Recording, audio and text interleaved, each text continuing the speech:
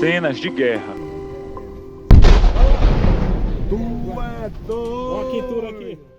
E como em todo conflito, o sofrimento das vítimas é exposto.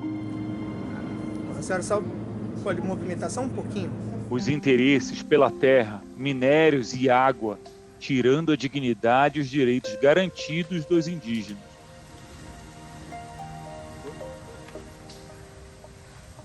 Dos plenários de Brasília, planos para mudar a realidade dos povos da floresta. Nós estamos votando o regime de urgência porque o projeto está aqui desde 2020, enviado pelo presidente Bolsonaro.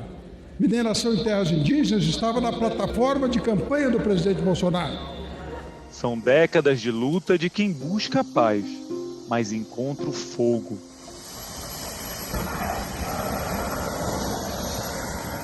Afinal, quem são os donos da Amazônia?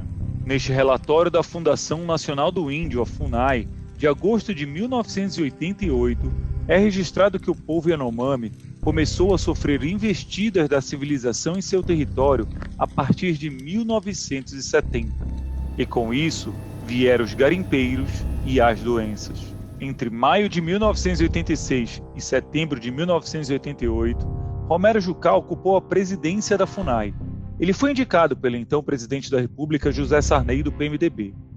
Segundo o relatório da Comissão Nacional da Verdade, Jucá foi decisivo para a invasão dos garimpeiros nas terras Yanomami.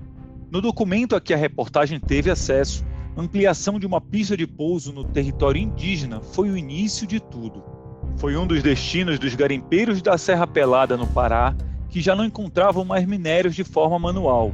O Estado brasileiro passa a destinar áreas para que os garimpeiros se deslocassem de Serra Pelada. O Tapajós foi um desses lugares, sem dúvida nenhuma, e também Roraima, em particular a terra Yanomami, foi um desses lugares de deslocamento dos garimpeiros no final da década de 80 e início da década de 90 também. O relatório cita ainda que no ano seguinte, o então presidente da FUNAI determinou a retirada das equipes de saúde em meio a uma série de epidemias, sobretudo de gripe e malária, agravando ainda mais a situação dos indígenas. Romero Jucá conseguiu se eleger senador em 1994 e usou a tribuna do Senado para defender a mineração em terras indígenas. Quem tem que ter interesse na regulamentação da mineração em terra indígena no Brasil é o governo brasileiro. E o governo brasileiro não tem trabalhado para que essa questão seja equacionada.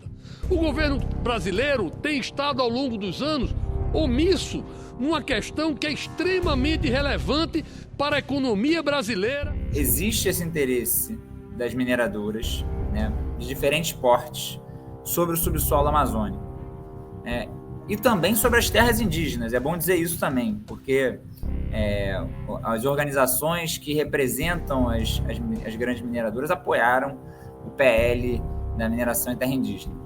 E só que o garimpo produz uma insegurança jurídica e mesmo dos empreendimentos que faz com que as grandes corporações não assumam o risco de operar em áreas de garimpo. Então o garimpo, de alguma forma, espanta as grandes mineradoras. Jucá não conseguiu se reeleger em 2018 e, por conta das investigações de corrupção contra ele, se isolou. A reportagem o procurou diversas vezes, mas ele não quis se pronunciar. A repercussão da crise sanitária dos Yanomami, em janeiro deste ano, trouxe à cena a influência do senador Messias de Jesus, do Republicanos, dentro do Distrito Sanitário Indígena. Em entrevista exclusiva ao antagonista, o ex-coordenador do DICEI Yanomami admite ter sido indicado pelo parlamentar para o cargo. O senador, então eleito, me indicou. Somente isso. Nunca tive qualquer pressão e qualquer ingerência dele dentro do distrito. E você conhecia ele de algum trabalho anterior?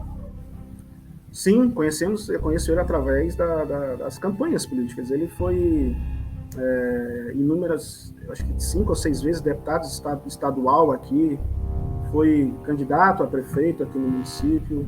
Você trabalhou na campanha dele? Na campanha.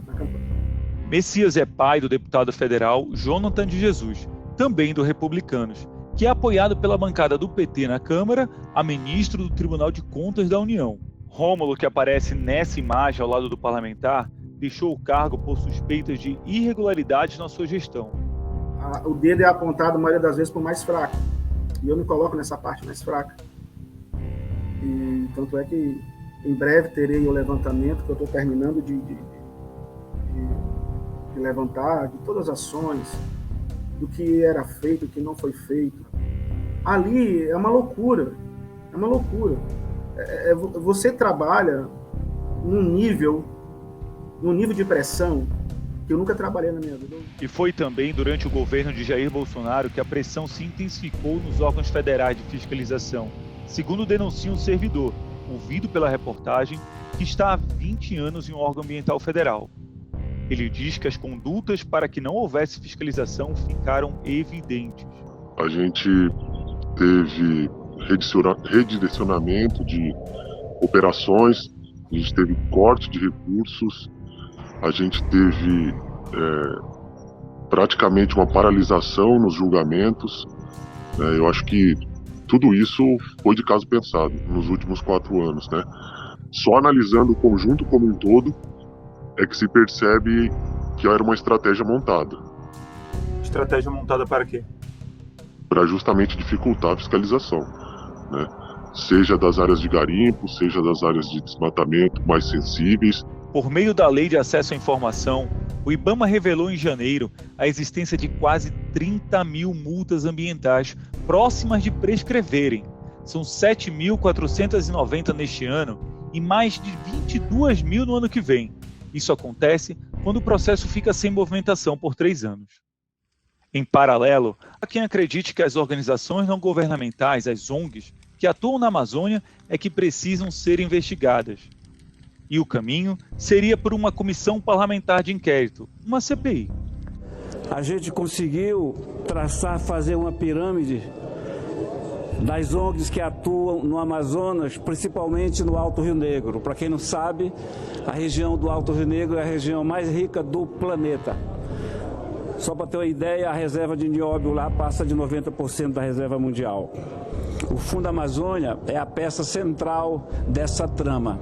É através do Fundo Amazônia que se dá dinheiro para essa gente, para essas ONGs fazerem esse desserviço ao país.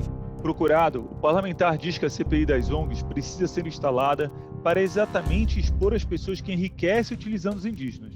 Enviou à reportagem uma carta que recebeu de uma cooperativa de indígenas Baniuá do Amazonas, favoráveis à extração de minérios em suas terras.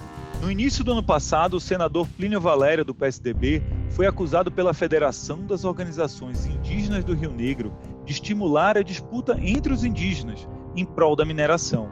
A organização representa 23 povos indígenas da Tríplice Fronteira do Brasil com Venezuela e Colômbia. O parlamentar também é a favor da redução do tamanho das terras indígenas. Eu acho que já existe área suficiente destinada aos índios. Já existem muitas áreas, existem áreas imensas com poucos índios, mas estão lá demarcadas.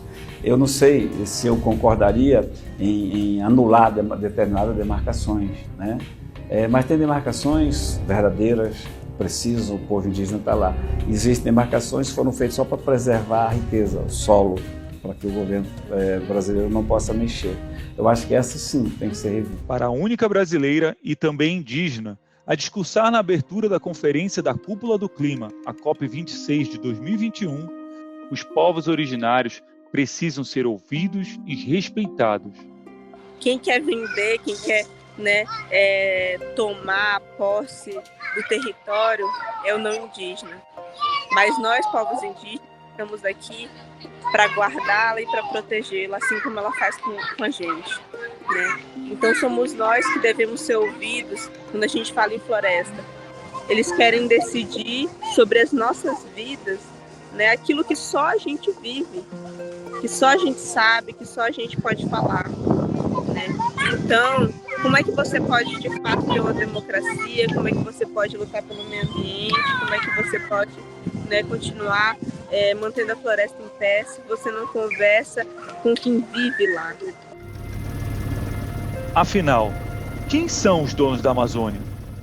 E não para não, ó. Chovendo. A galera tudo entopada. Carimpão Rebruto.